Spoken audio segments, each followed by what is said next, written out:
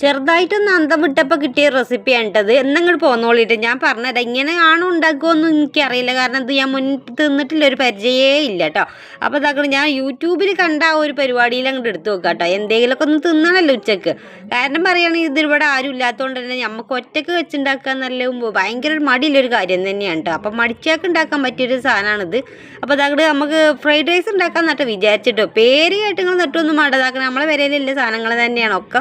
ബിരിയാണി വെച്ച ബാക്കി കുറച്ച് അരി ഉണ്ട് എന്നിട്ട് അതും തിളപ്പിച്ചൂറ്റിയാണ് വെച്ചിട്ടുണ്ട്. ഉപ്പൊക്കെ ഇട്ടാണ് തിളപ്പിച്ചൂറ്റി വെച്ചിരിക്കണം കേട്ടോ. പിന്നെ ഇതാക്കണം വേണ്ടത് ക്യാരറ്റും ബീൻസും കൂടി വേണം, പിന്നെ 2 മുട്ടയും കൂടി വേണം കേട്ടോ. പിന്നെ കുറച്ച് കുരുമുളക് കൂടി ഉണ്ടായാലല്ല നമ്മളെ ഉസാറും ചോറാവും കേട്ടോ. ആദ്യം ഞാൻ ചോറൊക്കെ ഒന്ന് വേവിച്ച് ഊറ്റി വെച്ച് പിന്നെ സൺഫ്ലവർ ഒഴിച്ച് പിന്നെ നമ്മളെ ക്യാരറ്റും അതേമാതിരി ബീൻസും നന്നായിട്ടൊന്ന് ഉലർത്തി എടുത്ത് കഴിഞ്ഞാൽ ഇതാക്കണം നല്ല പോലെ മുട്ട ചിക്കി പൊരിച്ചെടുത്തു. അതിൻ്റെ ഇടയിൽ കൂടെ ചോറ് ഇട്ട് കൊടുത്ത് പിന്നെ ഇത്തിരി ഉപ്പിട്ട് കൊടുത്തണം, പിന്നെ കുരുമുളക് പൊടി ഇട്ട് കൊടുക്കും. എന്നിട്ട് ഇതാക്കണം ഇളക്കി മറിച്ചാണ്ട് കുഴച്ചങ്ങോട്ട് തിന്നാണല്ലോ.